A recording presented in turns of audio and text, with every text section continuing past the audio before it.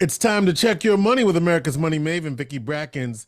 Vicki Brackens is the president of Brackens Financial Solutions Network, LLC, and a registered representative of LPL Financial, member SIPC. Vicki, good morning, good morning, good morning. Good morning, George. Have you enjoyed this week of summer? Isn't that amazing? Wow, right? Amazing. Like crazy. I mean, it's not that way today, but I mean, No. this week was crazy. Okay, yeah. Yes, I did.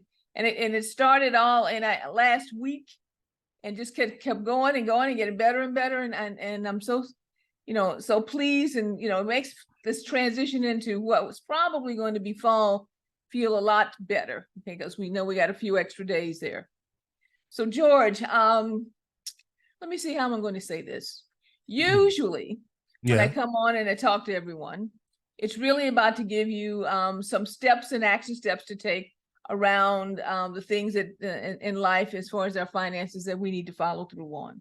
But this week, I can't believe, with all the summer and the extra things that we had as far as joy, we have had so many additional things happen in the news, in the economy, I want to say this because I usually don't go into this realm, but even in our government and even our politics over the last 7, 8, 10 days, especially though rolling in the last 5, that I have to stop and make some comments here.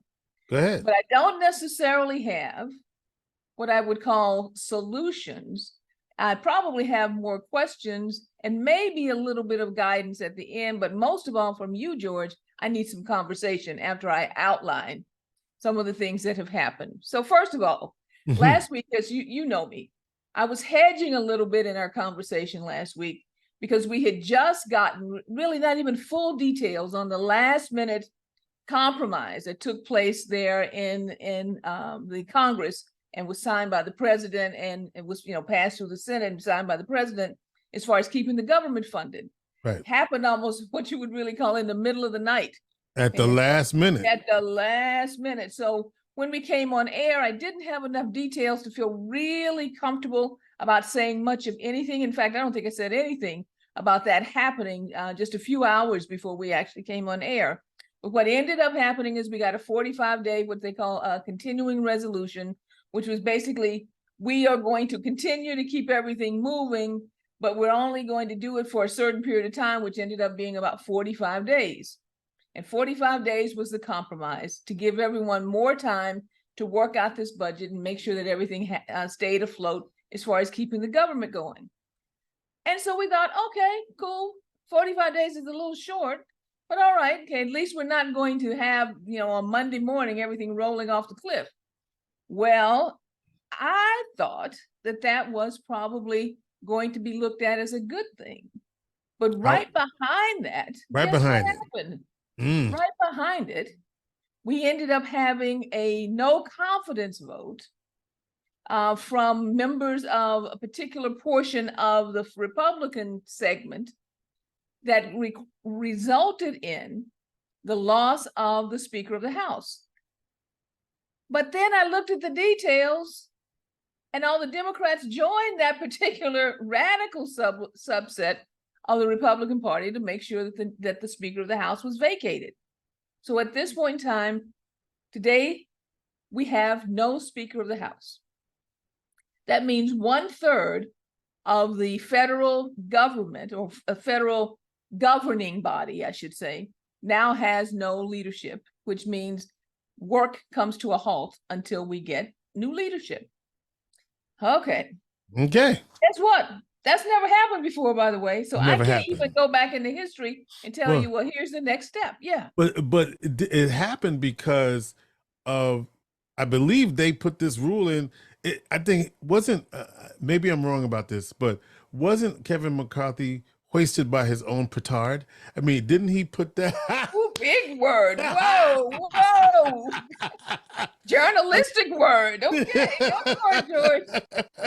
Like, wasn't that a rule he put in when he became speaker so that one person could bring this to the, I thought maybe that's what he did. I'm not sure. I want to go throw out a line and reel us back. Go back to January. Right. When the new Congress came into, everybody was sworn in. Right. They had to select a Speaker of the House.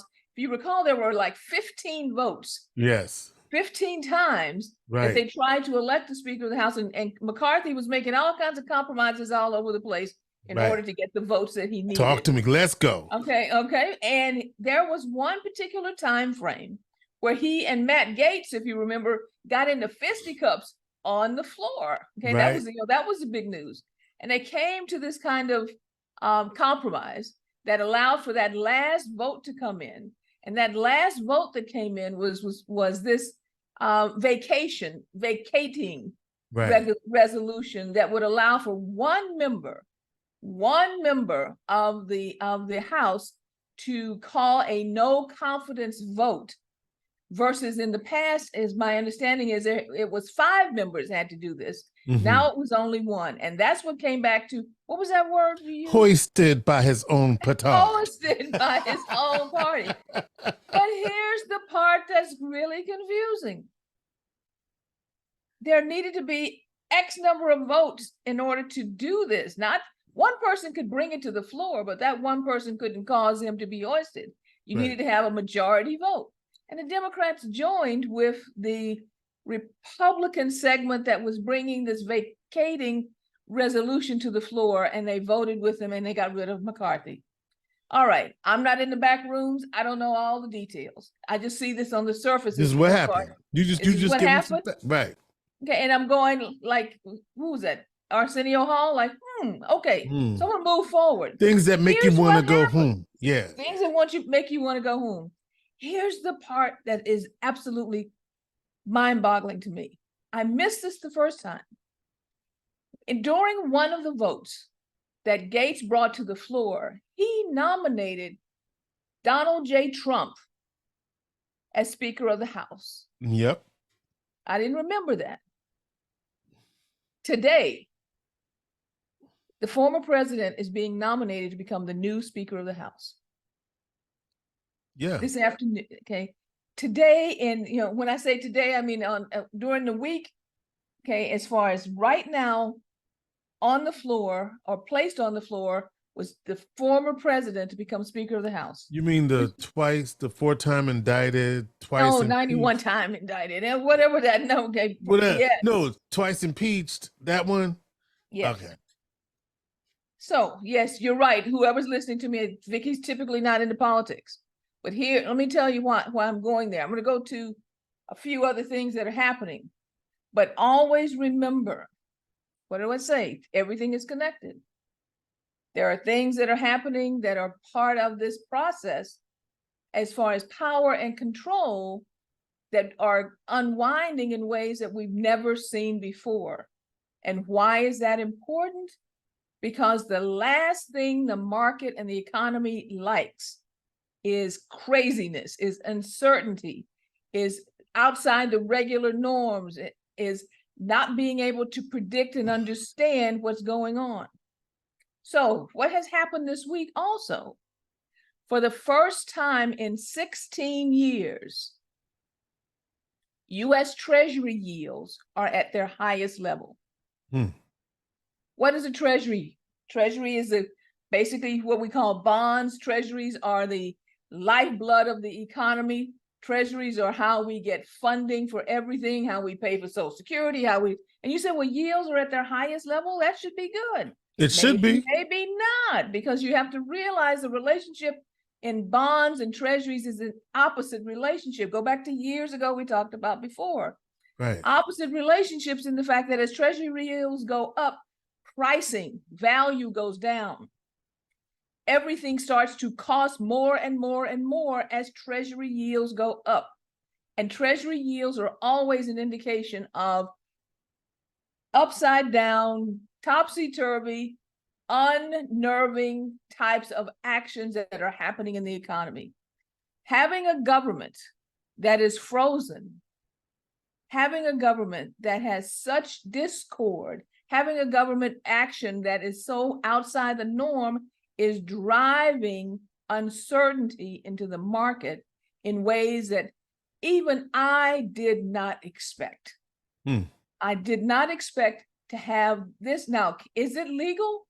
Here's the thing, George. You write documents, 50 million gazillion, as my niece would say, years ago, and you never go back and review how they can be implemented or how they're could be implemented in the future, and they have gap spaces in them. So that's what we got right now. A constitution, government that has the ability to have someone step in who is outside the elected process into a role of power. Will it happen? Who knows? Should we pay attention? You better believe it. We should pay attention. Final thing. Last thing. Are you familiar with something called Fearless Fund? No, I'm not. The Fearless Fund is a venture capital fund.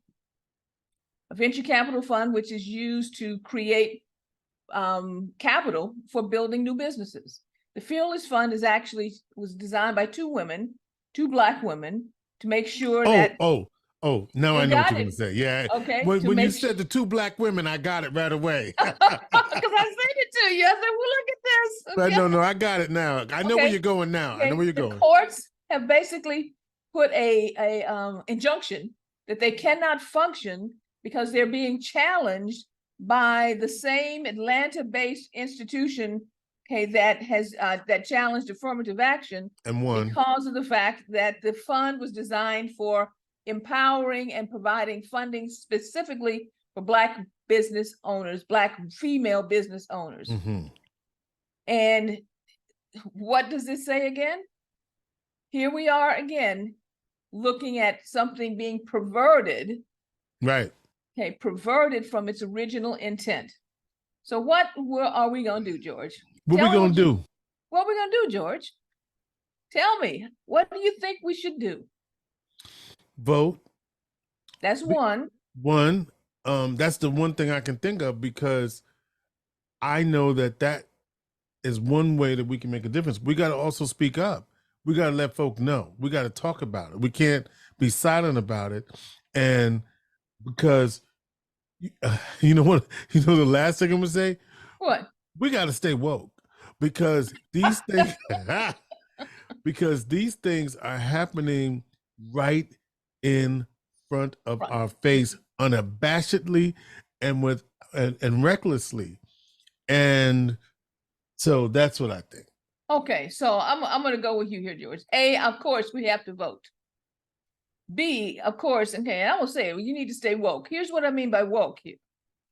Talk to everybody. I don't mean just your friends and neighbors. Talk to everybody about, are you really paying attention to what's happening? Yeah. Are you really looking at what's happening? Because the intent is being perverted in its application at this point in time. And my third thing is this, on a financial basis, because we're talking about everything being connected, pay attention to cash.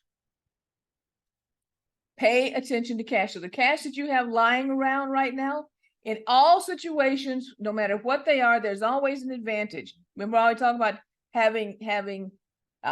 being poor, was not having advantages. Right, there's always an advantage in the financial in chaos. And here we got real chaos right now. Here's the advantage. The cash that you have, examine what you have lying around to make sure that you're getting the right type of return on the cash that you have, because one thing is for sure, with treasury yields going up to the way that they are, the rates of return being paid on CDs, the rates of return being paid on money market accounts, on savings accounts, has increased dramatically. But you must be proactive and move your current cash to accounts that are giving higher yields if the yields have not moved up on your traditional accounts over the last 2, 3, 4, 5 months. Yeah. All right, George, that was a lot. I know it was a lot. Okay.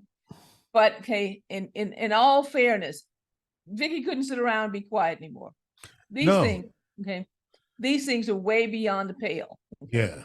So I'm going to encourage everyone to share and subscribe, to share and comment and comment. Share, okay?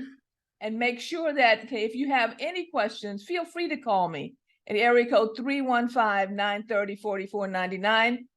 Catch us on Facebook and on YouTube, and write to us at info@brackensfsn.com. And thank you, George, for the extra time. And I'll say right now, our plate is full. All right. Vicki Brackens is the president of Brackens Financial Solutions Network, LLC, and a registered representative of LPL Financial, member SIPC. She is America's money maven.